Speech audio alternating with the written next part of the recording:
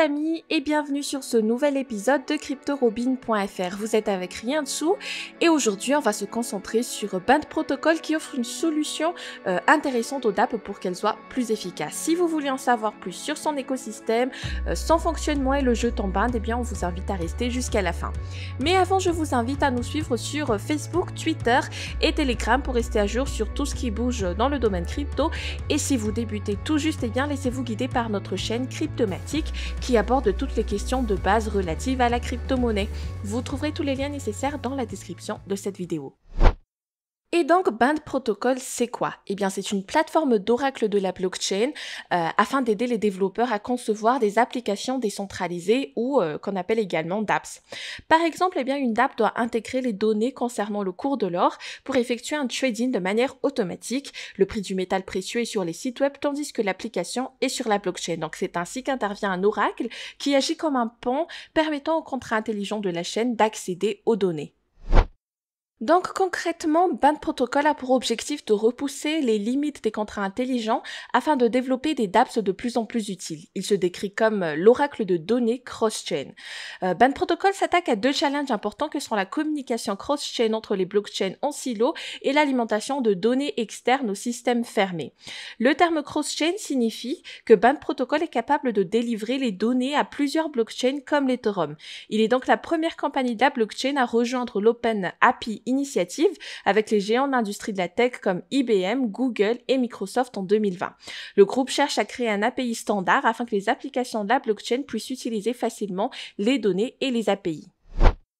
Et donc, comment fonctionne Band Protocol? Alors déjà, il faut savoir que pour connecter les données à l'écosystème de la blockchain, eh bien, Band Protocol utilise une blockchain publique appelée BandChain. Celle-ci permet aux entités de rechercher une donnée venant des interfaces de programmation des applications ou des autres services web traditionnels.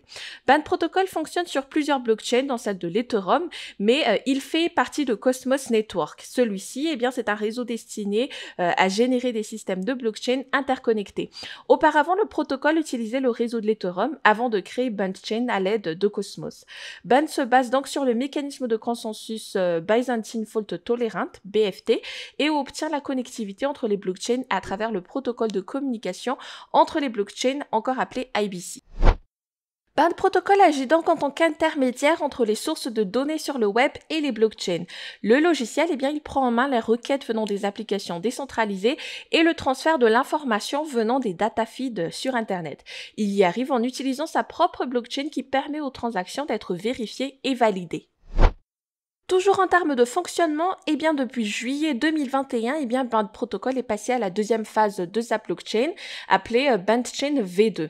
La deuxième version permet aux fournisseurs de données de lancer des nœuds eux-mêmes sans passer par des intermédiaires. C'est une approche décentralisée et transparente que privilégient les autres services de données comme API 3 et d'autres fournisseurs de data Oracle. Autre information importante, eh bien, Band Protocol va intégrer au sein de son écosystème Nasdex, qui est une plateforme d'échange d'actifs synthétiques spécialisée dans le marché des équités asiatiques. Le partenariat va permettre aux utilisateurs d'avoir accès aux équités les plus populaires du continent asiatique.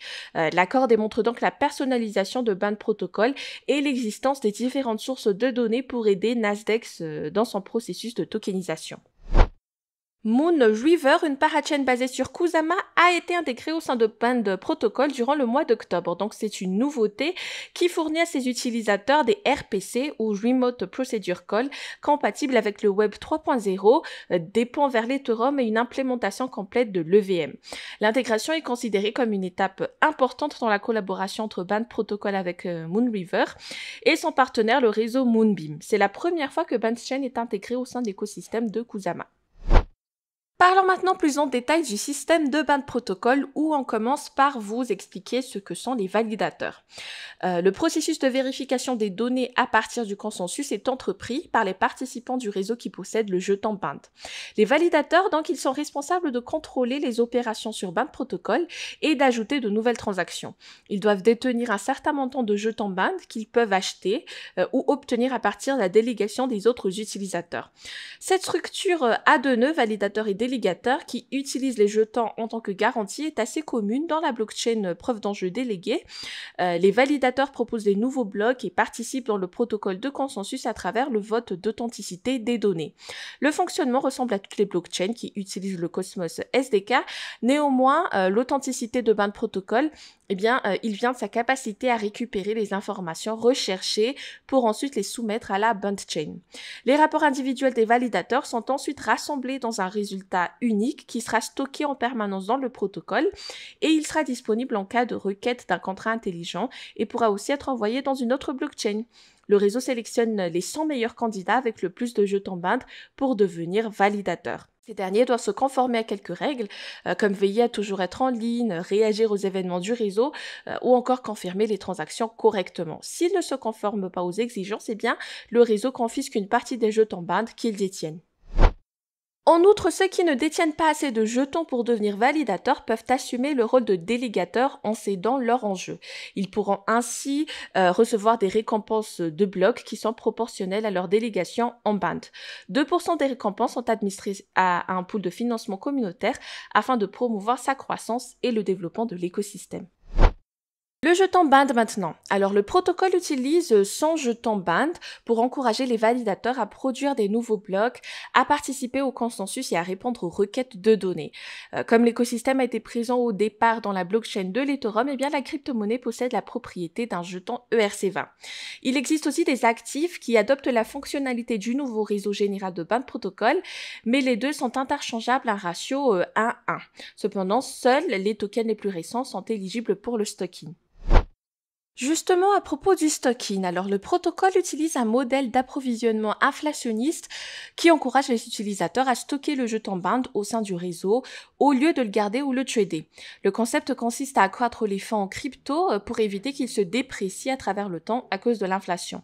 La manière la plus efficace pour le faire est de participer dans les activités du réseau afin d'obtenir des primes.